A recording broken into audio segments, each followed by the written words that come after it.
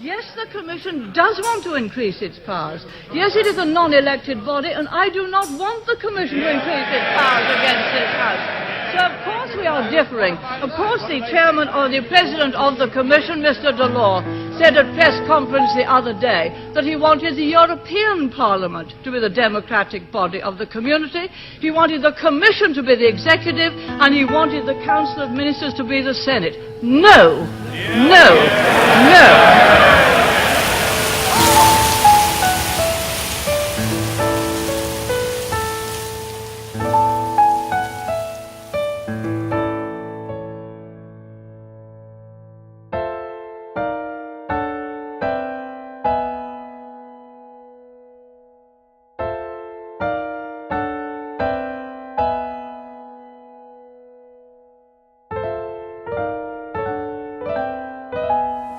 My first guiding principle is this: willing and active cooperation between independent sovereign states is the best way to build a successful European community. I don't own the powers given to me by my electors.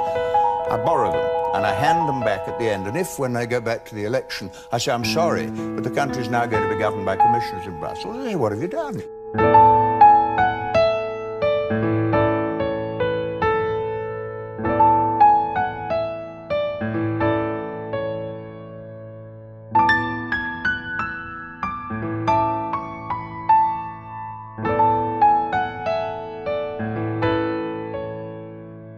The more I thought about this, and this is what it's about now, it is about democracy. And remember this, I was a member for 51 years. Members of Parliament are lent the powers of their constituents, and they have to return those powers undiminished at the end. It's not for members of Parliament to give away the powers that were lent to them, because they don't belong to members of Parliament, they belong to the electorate. And that is a critical matter.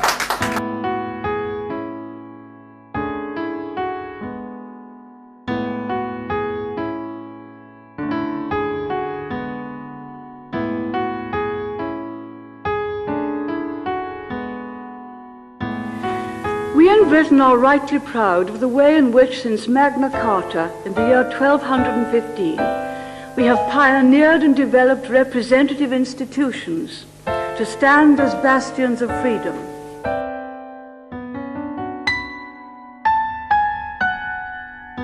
Whatever you do, you've got to ask people whether they want it or not.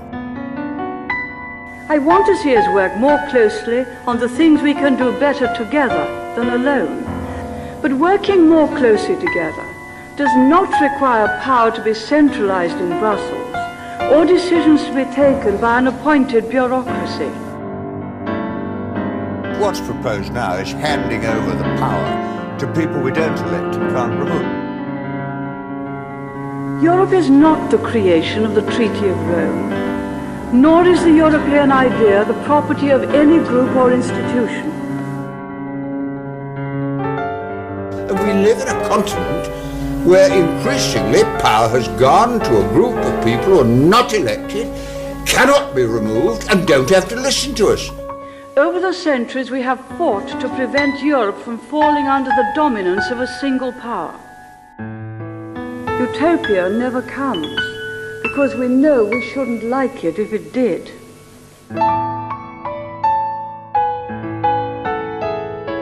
Europe will be stronger precisely because it has France as France, Spain as Spain, Britain as Britain, each with its own customs, traditions, and identity. It would be folly to try to fit them into some sort of identikit European personality. We have not successfully rolled back the frontiers of the state in Britain, only to see them reimposed at a European level, with the European superstate exercising a new dominance from Brussels. And it is the most bureaucratic, terrifying system in the world. To try to suppress nationhood and concentrate power at the center of a European conglomerate would be highly damaging and would jeopardize the objectives we seek to achieve. From classical and medieval thought, we have borrowed that concept of the rule of law which marks out a civilized society from barbarism.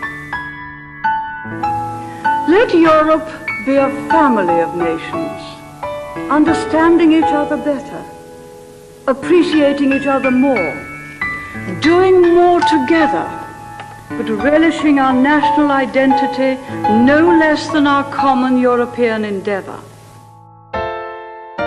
Governments listen to people is because you get your power from the people. I mean, being an MP, you know this, we're in a very unusual position.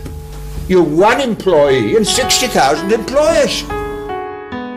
Yes, we have looked also to wider horizons, as have others, and thank goodness for that, because Europe never would have prospered and never will prosper as a narrow-minded, inward-looking club.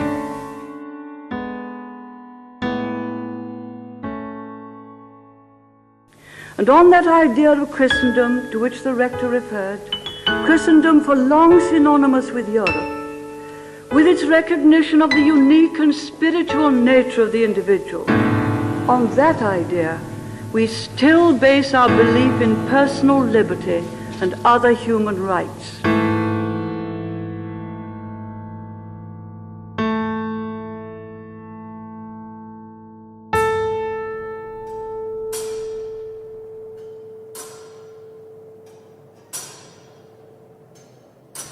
And if you do work with others, you can campaign to victory.